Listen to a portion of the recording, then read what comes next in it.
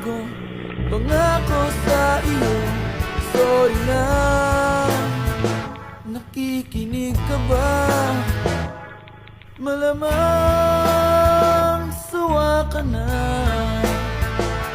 sa ugali kong ito, na ayaw magpatalo at parang sirang tambutso na hindi humihinto.